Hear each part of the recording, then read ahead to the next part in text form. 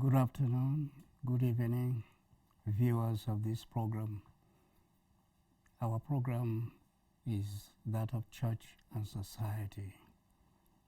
But today we are going to concentrate on one very burning issue, and that is insecurity in Nigeria.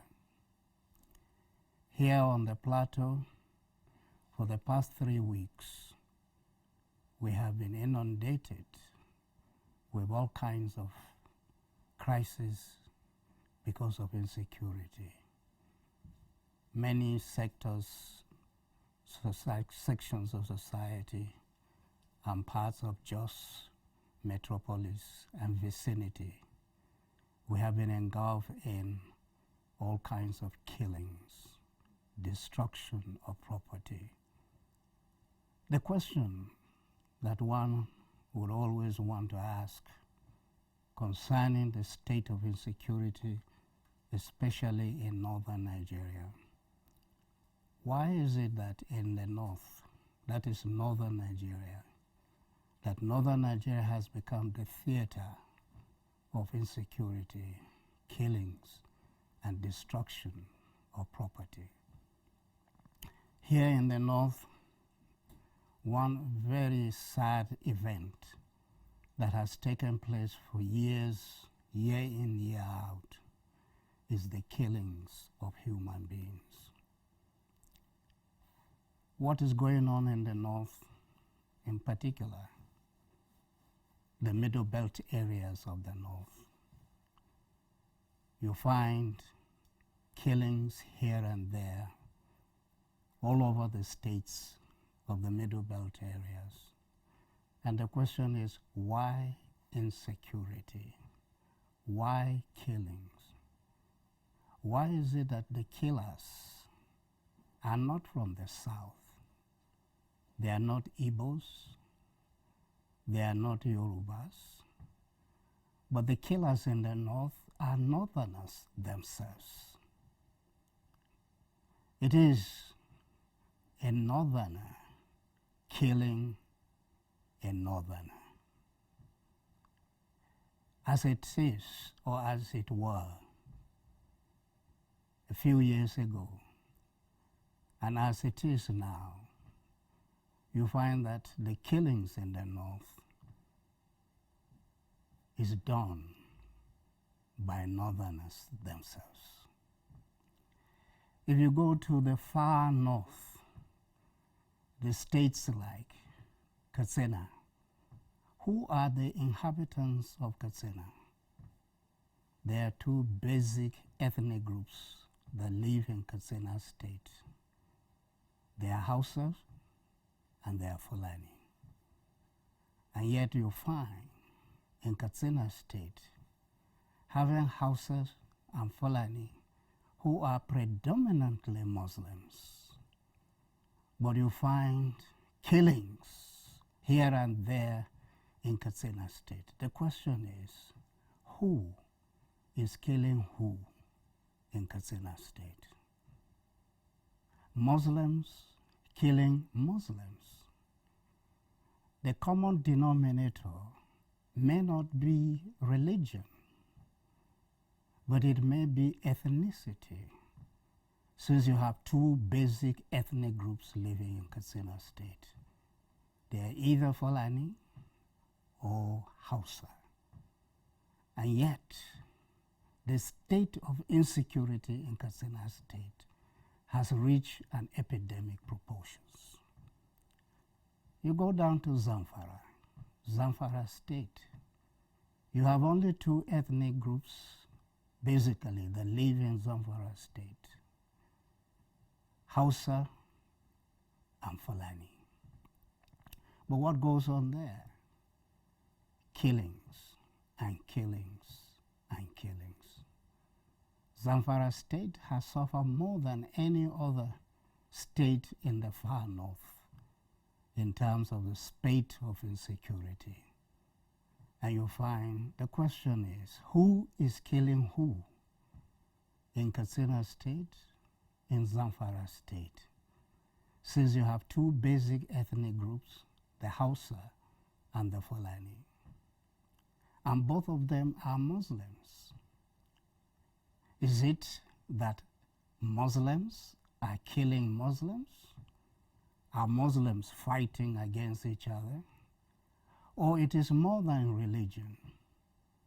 Or the real cause could be ethnicity, that it is the Fulani and the Hausa who are killing themselves.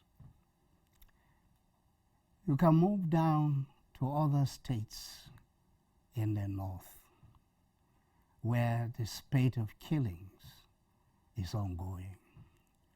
You come down to the Middle Belt states, for example, the southern part of Kaduna State, the southern part of Kebbi State, the southern part of Yobe, the southern part of Borno. You have Gombe states, you have Adamawa State, you have Taraba State, you have Benue State, you have Kogi State, you have Niger State. And all these states, you have insecurity, which is predominant in such states. Here, the states that I have just mentioned, it is a mixed grill.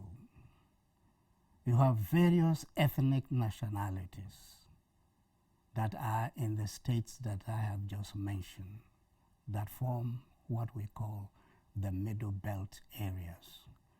What I mean by Middle Belt areas, they are the areas of the northern states that the predominant ethnic groups that live in such states are not Hausa, are not Fulani, and are not Kanuri. That is why we call them ethnic nationalities that are non-Hausa, non-Fulani, and non-Kanuri. Now, these states that I have just mentioned have suffered the brunt of excessive insecurity in the north. You can begin with Borno State, the southern part of Borno, where Boko Haram invaded the southern part of Borno State. And what were they doing there?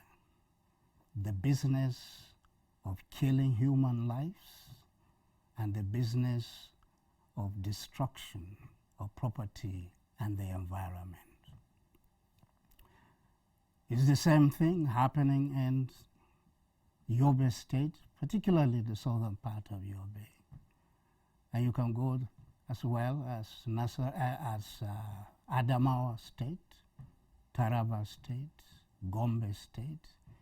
These states, all of them in the eastern and northeast region. And northeast region has been inundated with excessive insecurity. You move from this northeast zone, I should have mentioned Bauchi State as well. The southern part of Bauchi State has also suffered kinds of insecurity in the years past. From the northeast states, we move to the north central. And the north central comprises of Niger State. And Niger State has suffered terribly from insecurity. Niger State. In fact, was it late last year or early this year that we have even Boko Haram has raised their flags in some parts of Niger State where insecurity has been planted by Boko Haram and other insurgent groups in the Niger State. You can also go down from Niger, you can go down to Kogi State, And Kogi has suffered about the issues of insecurity in some parts of Kogi State. And then, of course, Benue State. The Benue State is another theater of killings, especially the Fulani herdsmen, the atrocities in Benue State. And you can move up to a closer neighbor to Benue State, and that is Taraba State, which is part of Northeast, but has also suffered a great deal from insecurity. And then you move down farther north, you come to Plateau State. And today, Plateau State has suffered terribly from all kinds of insecurity and killings and destruction of property. In fact, some parts of Plateau State, very close to Jos City, there you'll find that the herdsmen, the Fulani herdsmen, have invaded the Birom communities and settled there. And they're there. After now, they're there, right there. They have chased out the indigenous inhabitants of such areas, and then they settle down. And nothing has happened to them. Nobody has talked about it. And which is inflaming latent, what I call latent hostility, that people who cannot do anything, who have been so badly affected, they resolve to what I call latent hostility. They're angry, but they don't know how to express their anger, but it is there, inside of them. Now, the bigger theater of insecurity has always been the southern part of Kaduna State, where insecurity has featured or reared itself way back into the 80s and up to the present insecurity. Now, I have just given you a rundown of pockets of insecurity in the northern states of Nigeria. The question that we need to ask and also answer, why is it that the state of insecurity is by far higher and deadlier in the northern states of Nigeria? And in particular, the Middle Belt areas that have become a theater of bloodbath of our country, Nigeria. Why? Why insecurity in the northern states? Now, if you ask social scientists, sociologists, anthropologists, religious people, politicians, economists, and all those social scientists, they'll give you pet answers as to why we have insecurity in the north. And usually the answers that you always find in journals, in papers, in medias, and other areas where people sit down to discuss the problem of insecurity in northern Nigeria. Some of the answers that you get, some of them are like, well, the reason why we have insecurity in the north is because of bad governance and bad leadership. Some will say, well, the reason is lack of jobs, that people don't have jobs. They have nothing to do, and so they revert to all kinds of crimes that destroy human beings and societies.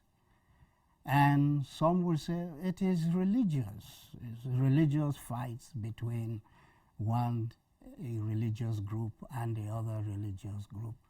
And some will talk about ethnicity. One ethnic group rises against the other ethnic group. So these are some of the pet answers that you get. But yes, there may be some elements of truth to some of these answers that people give, but they have not gone deep to discover what are the roots of insecurity, especially in the northern states.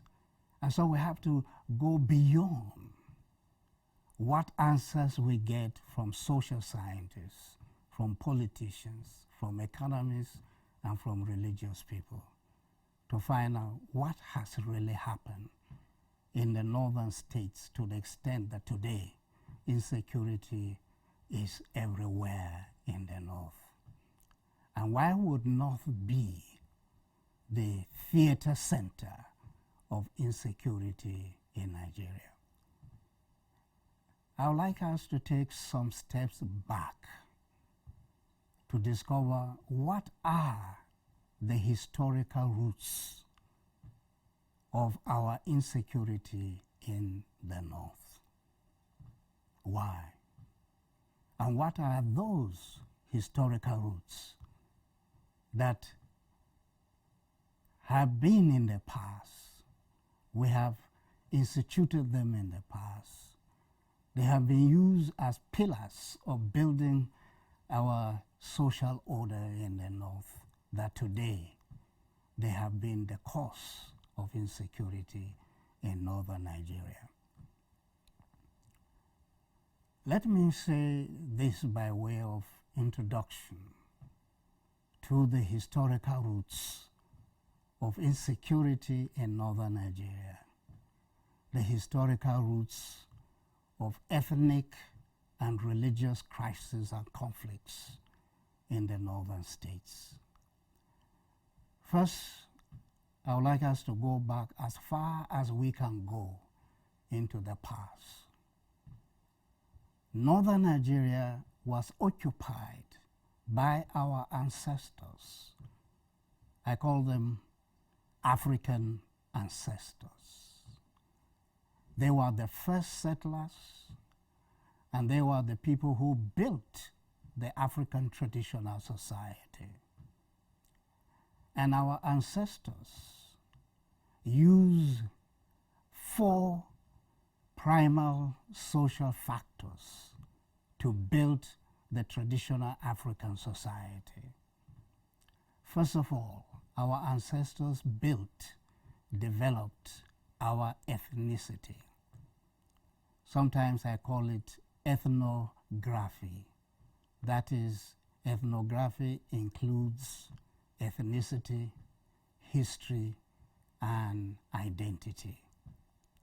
So our history, our identity, and our ethnicity were built by our African ancestors. So that is one primal social factor. The second social primal factor that our ancestors built was our land, our territory, our geography, where each ethnic group settled. They settle on a land, they settle in a territory, and they have a geography that surrounds their environment. And our territory, our land, and what we have as our region or as our place of abode is created or was created by our ancestors. So that's the second social factor that our ancestors created. The second and the third social factor that our ancestors created was our religion. And then the fourth, our culture.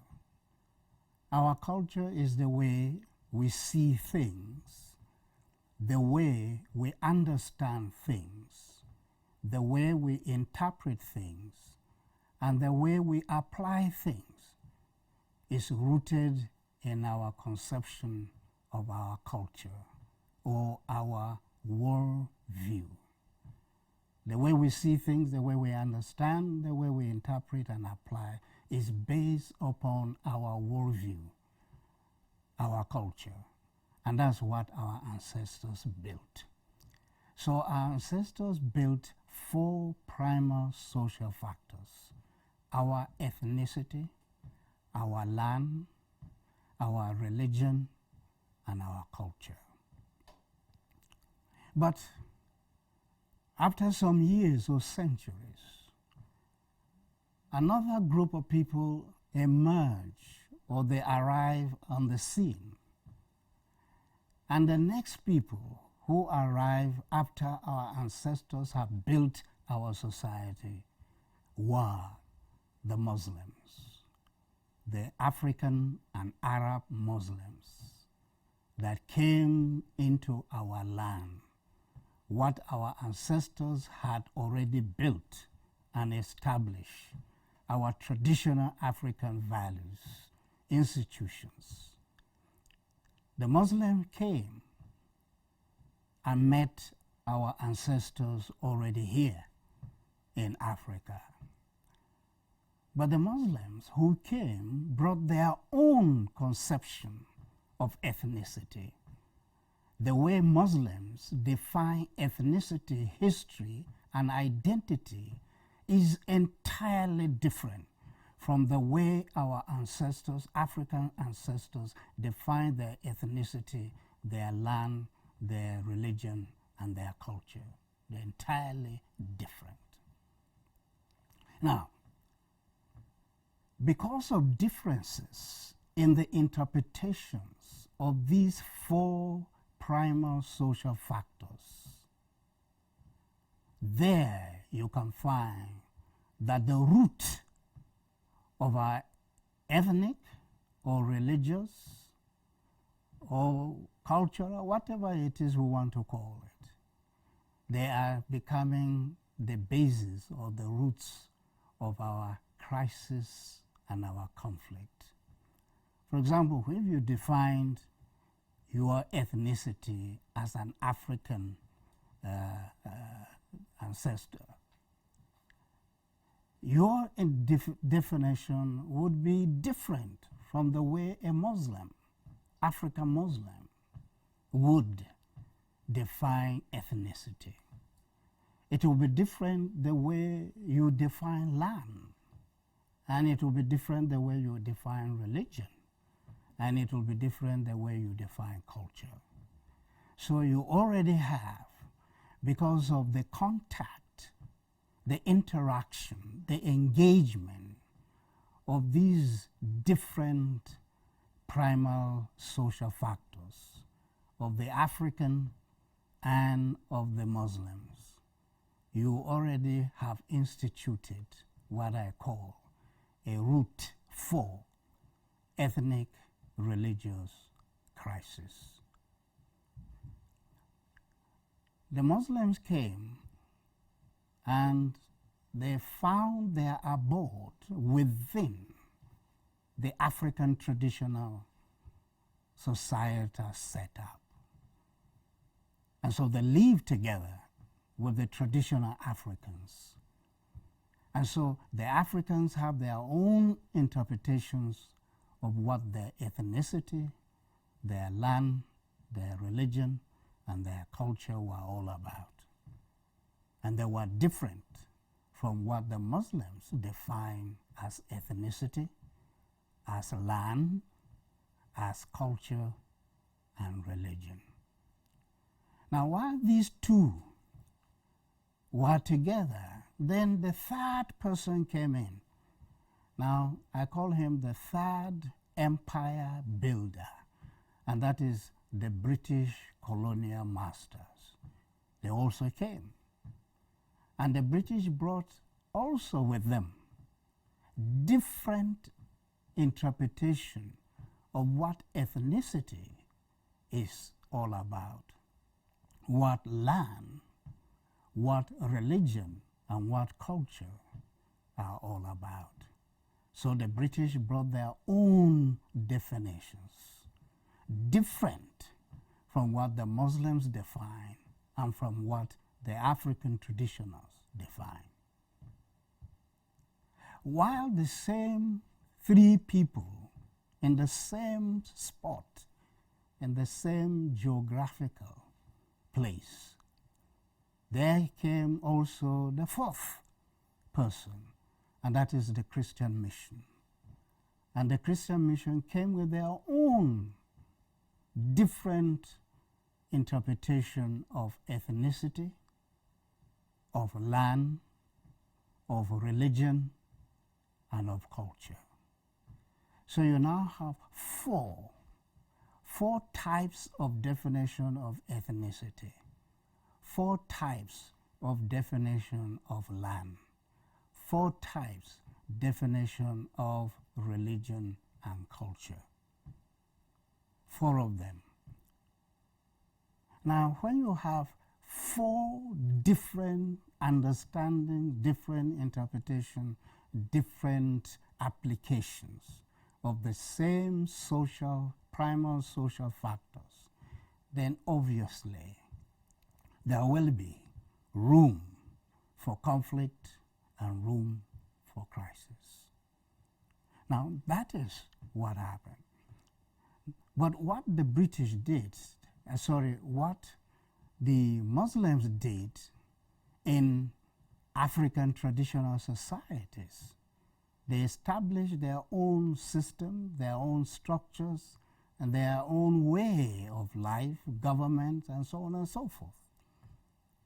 Now, before the British colonial masters came, the Muslims had already established themselves in some parts of northern Nigeria. And what they did, particularly when the Fulani moved from Futa Jalon, Futa Toro, and from Senegambia, they moved to what we call northern Nigeria today in the 16th century. And then by 1804, a Fulani man, Usman Danfodio, and his brother Abdullahi Danfodio, and Usman's son Muhammad Bello. Usman Danfodio created, or rather set up, a jihad in order to purify Islam that was more or less like a pagan Islamic setup in northern Nigeria. So he wanted to purify that. So he created a jihad in some parts of the Hausa land. And he was able to overthrow the Sarauta system of the Hausa society and establish the Islamic emirate system. So it was this system of government, the emirate system, the Islamic political setup, that the British came and met them in the northern parts of Nigeria.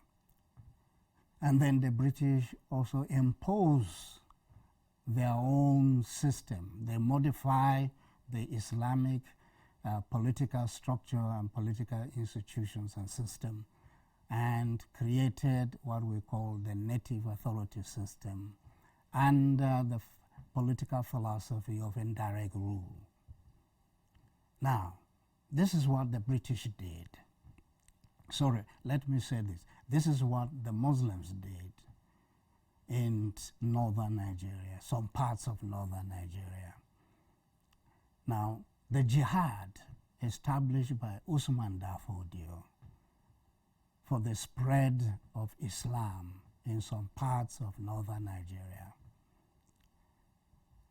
There were, before Usman Danfodio set up his jihad system or Islamic structures in northern Nigeria, there was a relative peace or relative coexistence between the Hausa, the Fulani, and the remaining ethnic nationalities of the then northern Nigeria. What brought them together, or what connected them, was trade and I call it peaceful trade. The Hausa trading system was what we call the fatauci. Fatauci and then those who do the fatauci, those who carry goods from the Hausa land to the Middle Belt areas, we call them fatake. The fatake, they carry goods and sell it to the people of the Middle Belt and buy whatever they can buy from the people of the Middle Belt and take them back to Hausa land. So prior to Usman Danfodio's jihad, there was a peaceful coexistence between the Hausa, the Fulani Muslims, and the ethnic nationalities of the Middle Belt areas. But when the jihad was staged in some parts of northern Nigeria then, the relationship changed, the mode of trade changed. And what took place during the jihad was simply this, that the jihadists use three basic principles or three basic actions towards the non-Muslim groups in the southern part of the northern region of Nigeria. What bound them together, what brought them together during the jihad and after the jihad? The first one was slave raiding. Slave raiding. You see, the Muslims, jihadis from Hausa land move to the non-Muslim areas in the southern parts of northern Nigeria and raided the people for slaves. They raided the people for slaves. That is one act. That is, the jihadis will move down from Hausa land into the non-Muslim areas and raided those whom they were able to raid and caught them as slaves and sold them as slaves to two areas. Slaves, trans-Saharan slave trade. So many were sold into slavery through the trans-Saharan slave trade. And then the other route was the transatlantic slave trade.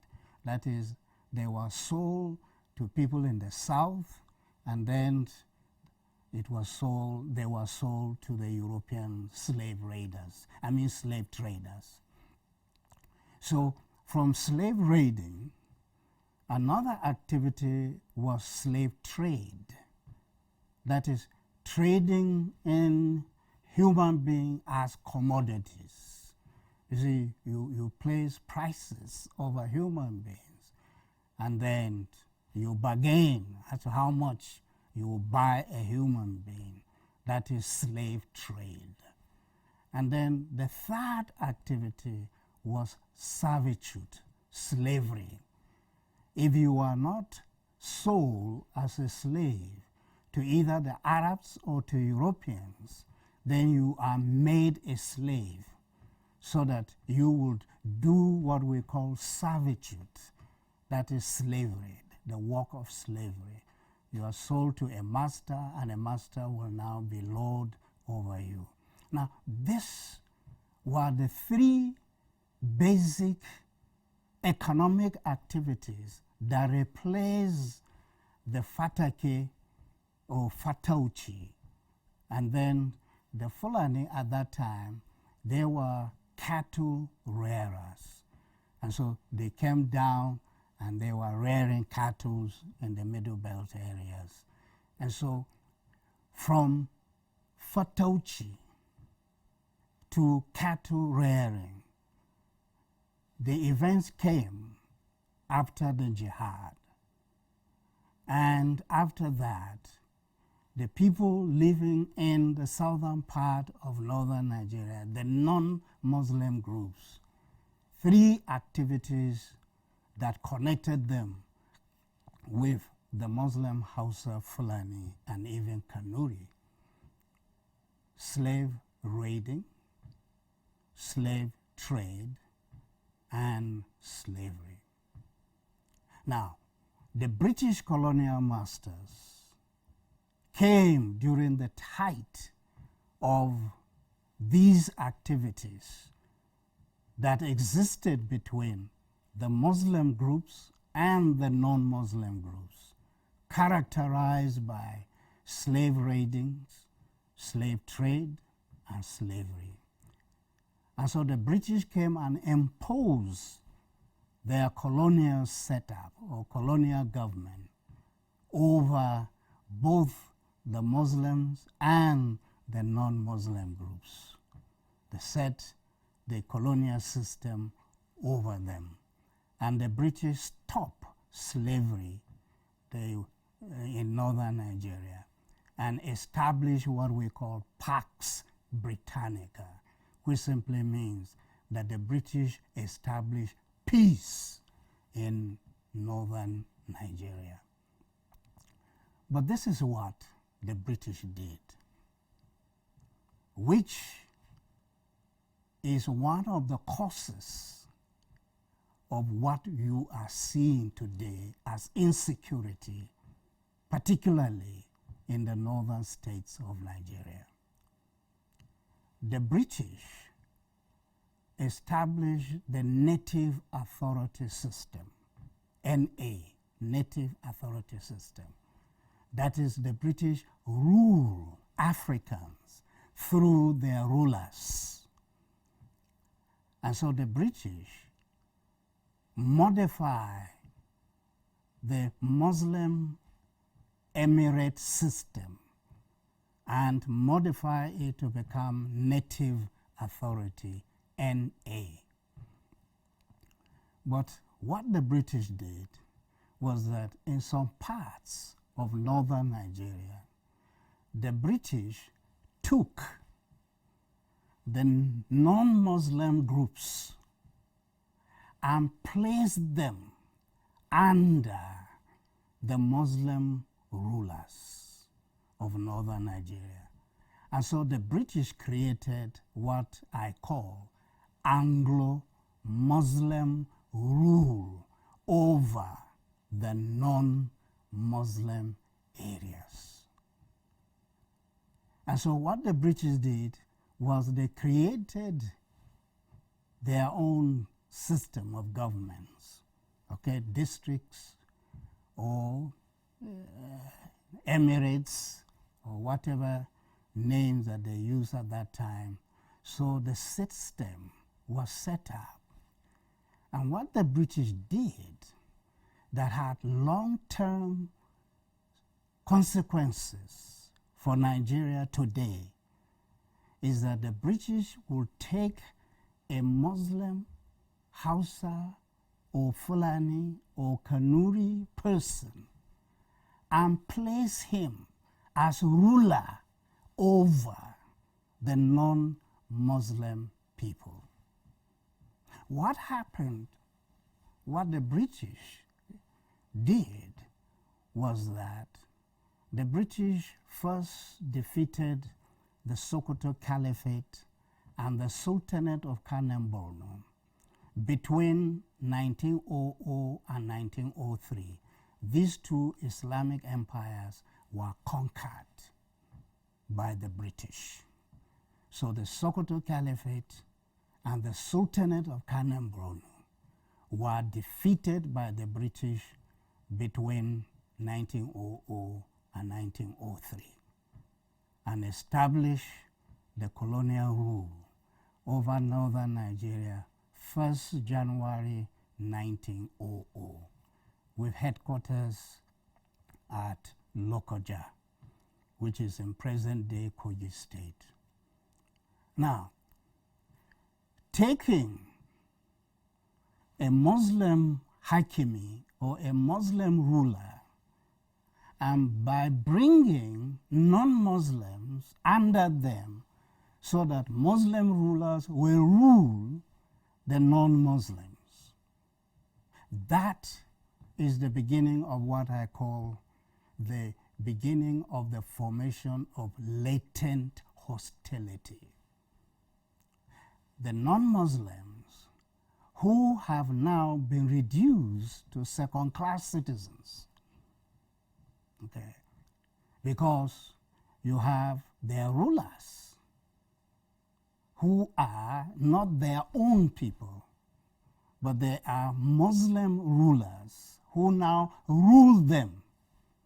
So the British rule most of the non-Muslim groups of the Middle Belt areas. They rule them through Muslim rulers. Okay. Now, this is how the social classification was done in northern Nigeria under the British colonial system. On top, you have the Anglo-Saxon. Anglo is related to England or English. And then Saxon, Saxony, is a province or a region in Germany. And so all ethnic groups that came from the Anglia and Saxony of Germany, when you put the two ethnic groups together, they now form what we call Anglo-Saxon. But the remaining Europeans were addressed as Teutonic races. They were Teutonic races. That means that they were a little bit lower than the Anglo-Saxons. And then below the Teutonic races of Europe, you now have the light-skinned Arabs. And then below the light-skinned Arabs, the black ones, but in Nigeria, below the Arabs, you now have the Fulani. And below the Fulani in northern Nigeria, you now have the Hausa. And then at the bottom, you now have the ethnic nationalities. The British used to call them child races. What they mean, they use the word child, just a children, child. So they were called child races. They were at the bottom. So the classification of people, of races, or ethnic group was done. The British simply took the sociological definition based on religion. Here, before the British came, you have those on top are the Muslims, and those below the Muslims are the non-Muslims. I do not want to go into an Islamic society to say men, women, servants, and talakawa, sarakuna. I don't want to go into that. But for us to understand that in northern Nigeria, there was a deliberate classification of classes of people. The British on top. In northern Nigeria, the British on top. Under the British, the Arabs. Under the Arabs, the Fulani. Under the Fulani, the Hausa. And under the Hausa, you now have the remaining ethnic groups at the bottom. So classification of classes of people had taken place. Now, what the British did, what Islam and what the British capitalized on that and brought their own classification of human races, was institutionalized in northern Nigeria. So in northern Nigeria, who are the people who are people of status? You have the British, you have the Arab, you have the Fulani, you have the Hausa, and then the remaining ethnic groups at the bottom. The question today that you ask yourself today, has this classification changed? No, it has never changed. In fact, it is worse now than it was then. The classification of Nigerians today is worse now than it was then. Some people will say that in Nigeria we have equality of people, you know, people are born equal and this.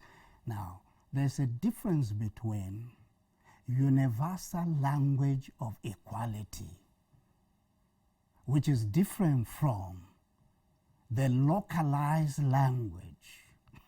I call it localized language, not universal, but local, particular language. Is that in Nigeria you still have human beings are classified not as equal. Okay? You see, God created, there's an assumption that God created people in classes. God did not create them as equal, but he created them as classes. Now, that philosophy is what rules Nigeria today. So in Nigeria, if you deceive yourself that there is equality of people or that people are equal before the law, while in your eyes, in your hearing, in your experience, you know that that is not true in Nigeria. In Nigeria, there's nothing called equality of human beings. Human beings are not equal as far as Nigerian definition of human beings is. Christianity may say human beings are born equal, or Islam may say human beings are born equal or according to their classes. But in Nigeria, you are not equal. You are in ranks. Nigerians exist in ranks. Your experience as a Nigerian, you know it.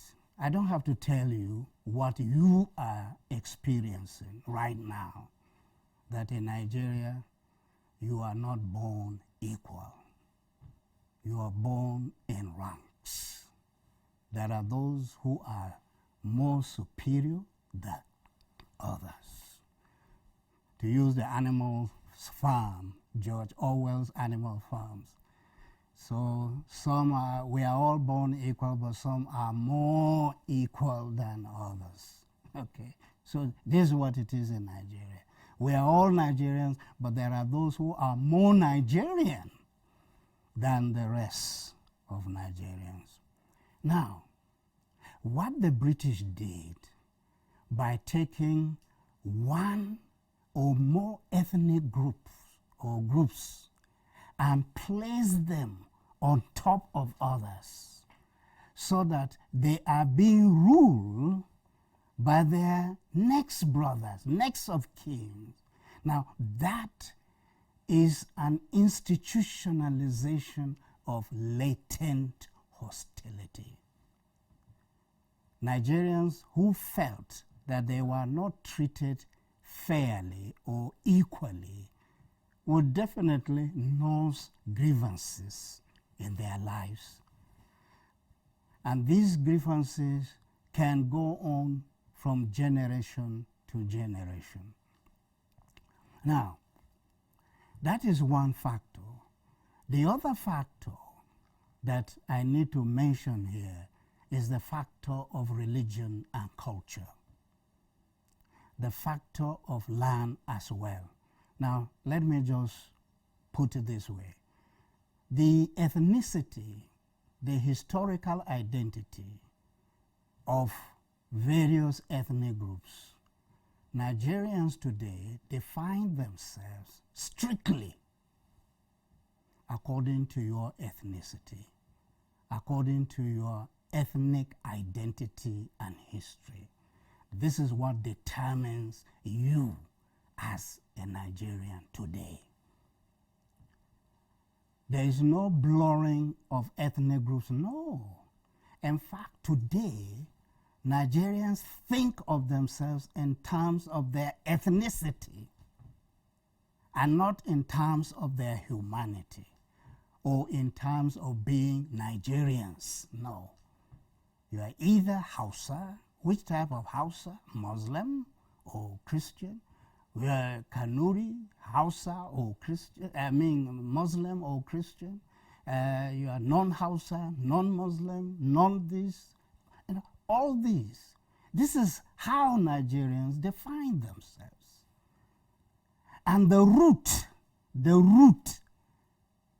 of their ethnic and religious expression is the cause of our ethnic and religious crisis and conflict in this country. We may not be able to finish this today, but next time we'll pick it up.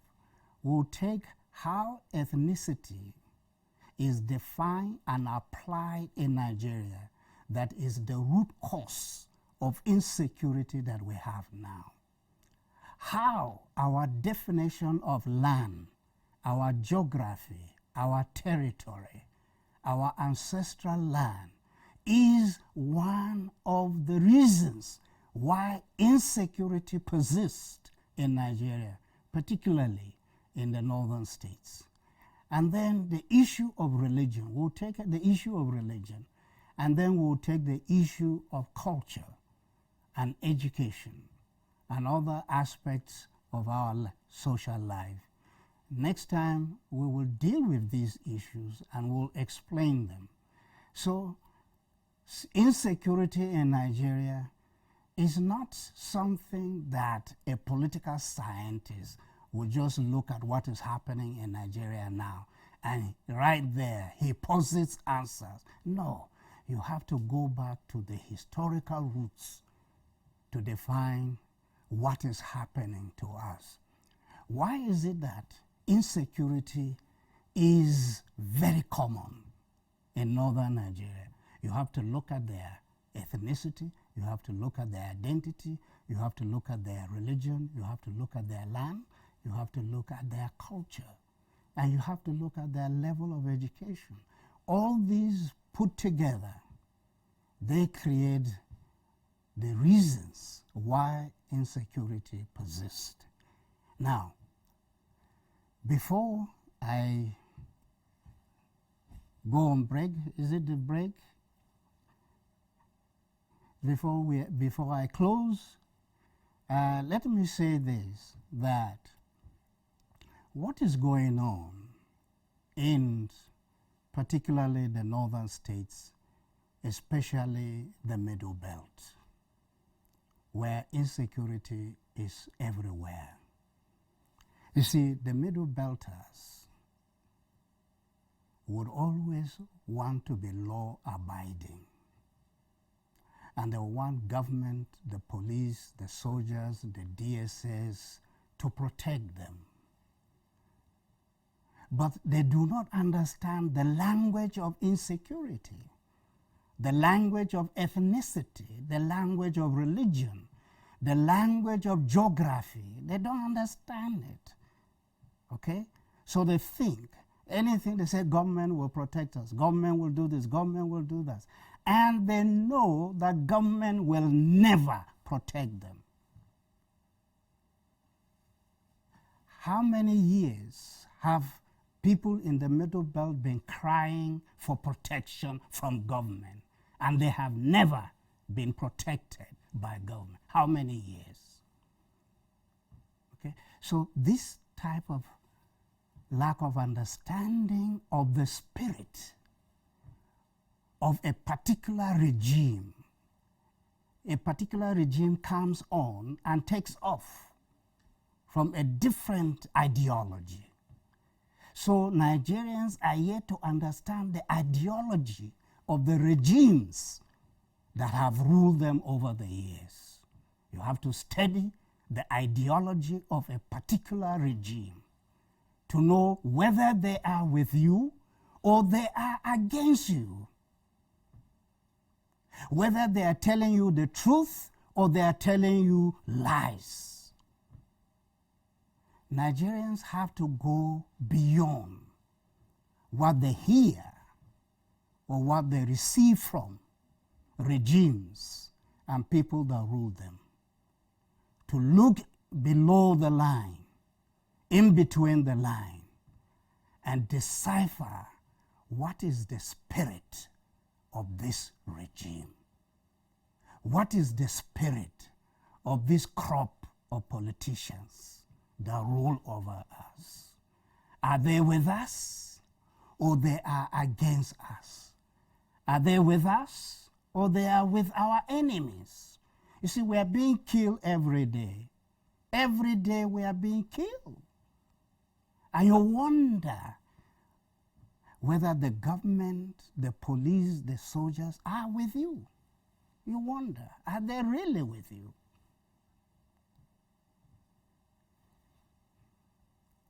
Next time, we're going to go back and take them one by one. We'll take up ethnicity, how it has inflamed insecurity. Land matters and land issues, how they have inflamed insecurity, not only in the north, but the entire nation, Nigeria. The question of land. And then the issue of religion and the issue of culture and religion.